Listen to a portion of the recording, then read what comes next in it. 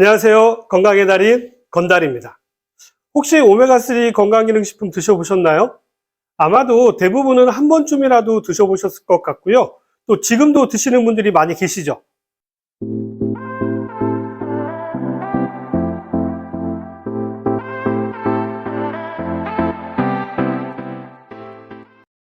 보통은 오메가3가 혈액순환에 도움이 되고 또 심혈관 질환을 예방하는 데 도움이 되는 것으로 알고 드시고 계실 텐데요.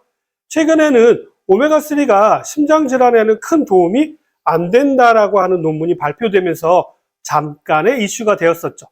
그러나 여전히요, 혈액순환에도 도움이 되고요. 또 오메가3의 일종인 DHA와 EPA의 다양한 기능성에 대해서는요, 지금도 여러 편의 논문들이 발표되고 있습니다. 그 중에서도 최근에 오메가3가 아주 특별한 기능이 있다라고 하는 연구 결과가 발표되어서 오늘 이 시간에 소개를 해드리려고 하는데요. 한 가지씩 좀 살펴보도록 하겠습니다.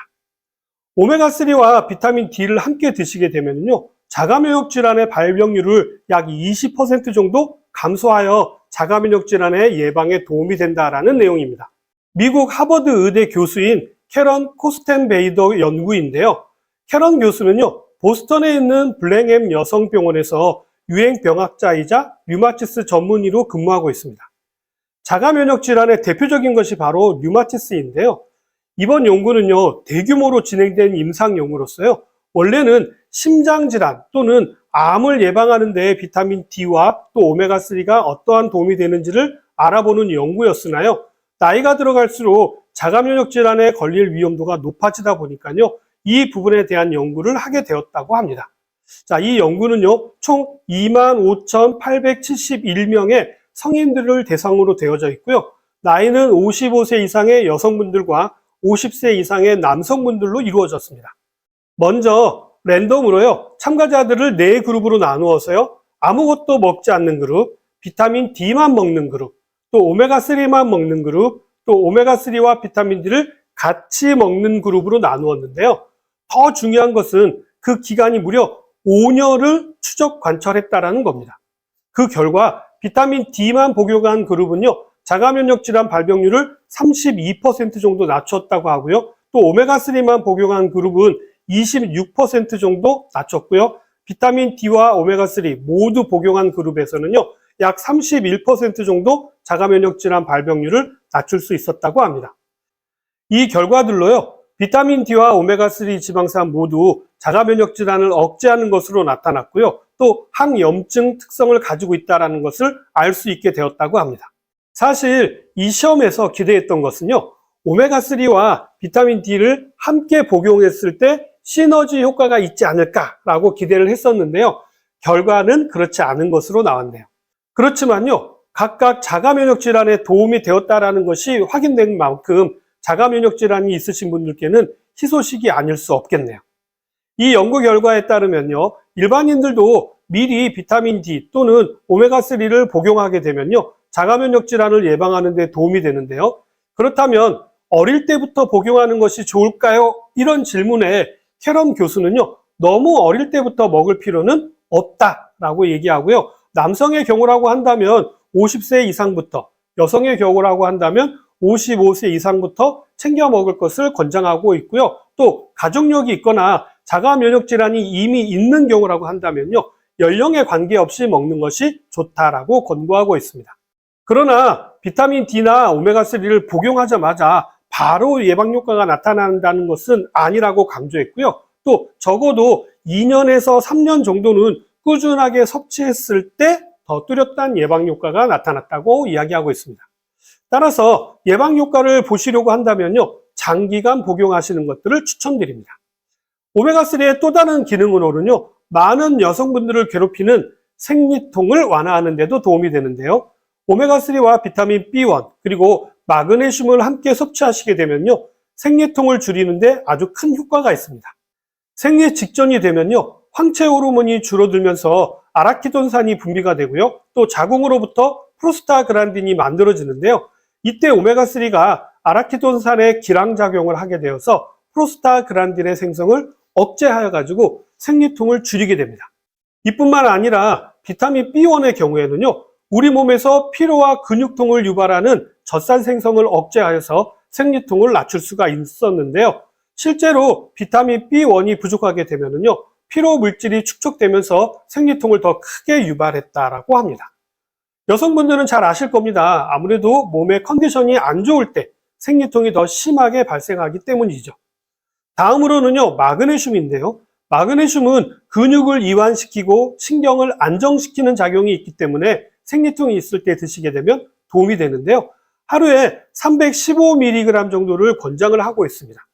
이 정도의 양이라고 한다면요, 아몬드를 하루에 100g 이상 섭취하신다거나 아니면 시금치를 4컵 정도를 섭취해야 하는 양입니다.